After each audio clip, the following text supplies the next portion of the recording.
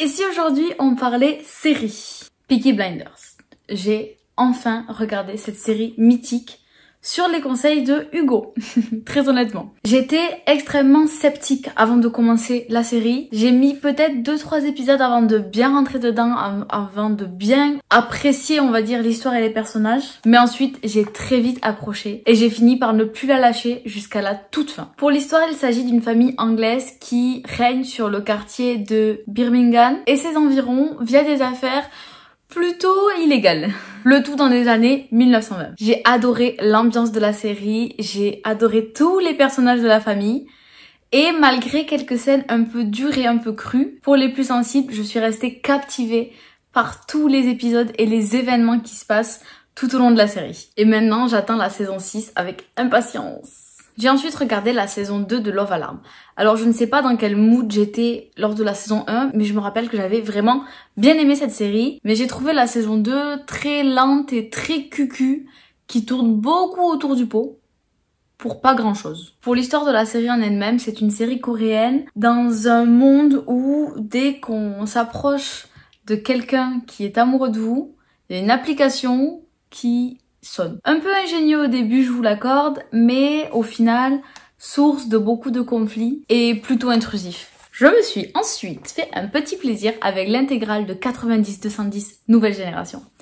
J'avais commencé cette série au collège, je me rappelle, et je crois que j'avais même pas terminé la saison 2. Alors quand j'ai vu un jour, un peu par hasard, que l'intégrale se trouvait sur MyTF1, je peux vous dire que j'ai tout regardé. J'ai adoré me replonger dans cet univers, retrouver les personnages, et j'ai également découvert la fin de la série que je ne connaissais pas et que j'ai vraiment adoré et que je trouve qui colle parfaitement avec tout le reste de la série. Concernant l'histoire, c'est un groupe de jeunes de Beverly Hills que l'on suit dans leur quotidien, les amours, les amis, les emmerdes et tout le reste. Voilà, tout simplement. Une série vraiment pas prise de tête, que je mettais en VF en fond quand je rangeais, je faisais du ménage ou je faisais du diamond painting ou tout ce genre de choses quoi. J'aime bien avoir des séries un peu comme ça, tranquilles on va dire. J'ai ensuite regardé Lucifer saison 5 partie B. Alors, comment dire? Quelle saison? Quelle fin surtout? Je m'en suis toujours pas remis. C'était il y a fort longtemps, mais je ne m'en suis toujours pas remis. Et là, vient tout juste de sortir la dernière des dernières saisons que je n'ai pas encore commencé. Alors pas de spoil s'il vous plaît. Alors, à la fin de la saison 5, comment vous dire, j'ai beaucoup pleuré. J'espère que vraiment pour la saison 6 que cette saison va être cette dernière saison parce que la saison 6 signe la fin de la série et je suis un peu triste j'avoue. Et j'espère qu'elle va être à la hauteur de toutes nos attentes et que je vais pas encore une fois verser toutes les larmes de mon corps même si j'en doute quand même. Ouais je sais, je pleure beaucoup devant des séries et des films et des livres. Ensuite ça a été au tour de Elite. Alors j'ai regardé les histoires brèves, puis la saison 4. Si vous êtes passé à côté, Netflix a sorti 4 mini-séries de 3 épisodes chacune qu'ils ont appelées histoires brèves et qui sont sorties lors de la Elite Week, c'était au mois de juin. Donc les 3 épisodes à chaque fois font entre 10 et 15 minutes chacun. Et les histoires brèves sont basées sur des groupes de 2 ou 3 épisodes de la série. Ces histoires se situent entre la saison 3 et la saison 4 et elles nous en apprennent un peu plus sur le devenir de certains personnages qui ne sont pas présents dans la saison 4 car il y a, je crois, ces 3 personnages qui n'apparaissent pas dans la saison 4 et qui nous aident un peu plus à comprendre certains dénouements de situation de la fin de saison 3 et de la saison 4. L'histoire brève personnellement que j'ai préférée est celle de Carla et Samuel. Concernant ensuite la saison 4 de la série, je l'ai regardée donc juste à la suite et je l'ai vraiment adorée. J'ai vu sur les réseaux sociaux que beaucoup de personnes avaient peur que la saison soit plate à cause de l'arrivée de 3 nouveaux personnages et qui vont donc remplacer les anciens qui ne font plus partie du casting de la série. Alors, j'ai dit remplacer, mais déjà les nouveaux ne remplacent absolument pas les anciens. Ce sont des personnages complètement différents avec leur propre caractère et leur propre personnalité. Et personnellement, je les ai adorés et adoptés dès le premier épisode de la saison. Encore une fois, l'intrigue de la saison est totalement géniale et cette saison est tout à fait digne des saisons précédentes, même si, et c'est la chose qui est le plus revenue sur tous les réseaux sociaux, il y a beaucoup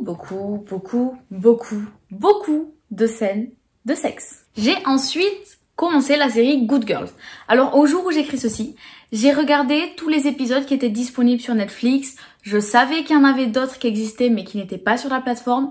Et cette semaine est sortie une nouvelle saison sur Netflix que je n'ai encore pas regardée. Sans vous parler trop de l'histoire, la série parle de 3 femmes, mères au foyer, mères de famille et amies de longue date, qui décident de faire un braquage pour s'en sortir et rajouter du piment à leur vie. S'ensuit ensuite tout un tas de péripéties et d'aventures pour ces 3 femmes qui ne sont vraiment pas au bout de leur surprise. J'ai adoré l'esprit girl gang et girl power de la série, qui met aussi un point d'honneur à montrer que les femmes au foyer américaines en l'occurrence dans la série ne sont pas que des femmes au foyer. Et surtout qu'il ne faut pas se fier aux apparences. Il me tarde vraiment de voir la suite de leur aventure qui sont de plus en plus périlleuse et peut-être même un peu beaucoup dangereuse, sans pour autant perdre le côté humoristique de la série qui fait tant de bien au moral. On passe ensuite à la saison 2 de la série The A-List. Alors j'avais tellement hâte que cette saison sorte parce que j'ai adoré la saison 1, qui m'a rappelé un peu, beaucoup même, des airs de Pretty Little Liars. Mais alors là, je sais pas dans quel délire sont partis les réalisateurs, mais je n'ai strictement rien compris. Je ne comprenais tellement rien à la saison 2 que j'ai vérifié d'avoir regardé tous les épisodes de la saison 1 pour être sûre de n'avoir rien raté. J'avais vraiment l'impression d'avoir raté, mais même pas un wagon, un train entier là. Donc vous vous en doutez, j'ai trouvé la suite de cette série, mais totalement tirée par les cheveux. Et je ne m'attendais absolument pas à ça pour une saison 2. En fait, je ne sais pas à quoi je m'attendais, mais pas à ça. J'ai cru comprendre qu'elle allait avoir une suite, donc une saison 3. Et alors là, je vous avoue honnêtement que je ne sais pas encore si je la regarderai ou pas. Peut-être qu'ils vont essayer de redresser les choses, j'en sais rien. Honnêtement, j'en sais rien. Mais là, non, je sais pas. Alors, la série suivante, j'ai mis beaucoup de temps avant de la commencer parce que j'avais peur. C'est mortel. La série, c'est Mortel. Et ma sœur avait regardé les 2-3 premiers épisodes et elle n'avait absolument pas aimé en me disant que la série était assez space. Mais la saison 2 est sortie et j'ai un ami qui m'a chaudement encouragée à la regarder. Donc, je l'ai écoutée, tout simplement. Et c'est vrai que l'univers est space, ma sœur avait raison là-dessus, mais j'ai adoré. L'ambiance de la série est pas commune, les personnages...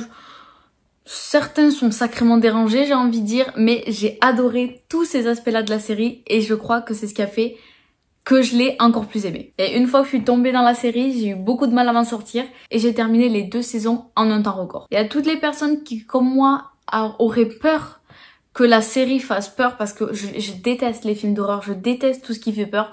Pour moi, regarder une série ou ce genre de choses, c'est passer un bon moment, pas être en PLS en train de flipper au fond de son lit. Et ben je vous assure que non, elle fait pas peur, donc vous pouvez y aller sans aucune crainte. Et vous pouvez me croire parce que je suis une vraie chochotte. Vient ensuite la saison 3 de The Virgin River. Je crois que ce que je préfère dans cette série, c'est l'ambiance et les paysages, mais je crois que ça, je vous le dis à chaque fois qu'une saison sort et que je vous en parle dans une vidéo. Pour ce qui est de l'histoire de cette 3e saison, je vous avoue qu'elle m'a déchiré le cœur plus d'une fois. Je vous l'ai dit juste avant, je suis une vraie chochotte et je fais que pleurer. C'était triste, très triste, mais très beau aussi.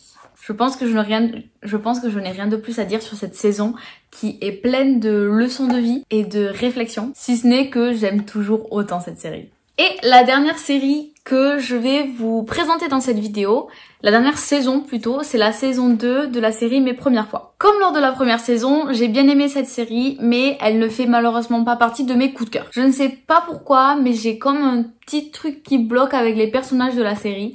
Et surtout avec le personnage principal. Faut dire qu'il y a vraiment qu'elle pour se mettre dans des situations pareilles. Mais je sais que c'est aussi ça qui fait le charme et le côté absurde de la série et qui plaît à beaucoup de monde. Et puis je vous l'accorde, il en faut pour tous les goûts, mais même si j'ai aimé cette série et que s'il existe une autre saison, je sais que je la regarderai, ça fait partie des séries que je mets un peu en fond pour passer le temps, j'ai envie de dire, mais pas de celles dans lesquelles je suis focus du début à la fin, coincée dans l'intrigue et ce genre de choses. C'en est tout pour cette vidéo série. Maintenant, je continue à regarder, donc vous le savez, j'ai la dernière saison de Lucifer à regarder, j'ai la dernière saison de Good Girl à regarder, et comme on est à la rentrée et également à la rentrée des séries, j'ai énormément de choses à regarder, donc vous vous doutez bien qu'une nouvelle vidéo série arrivera prochainement. En attendant, je vous dis à très vite.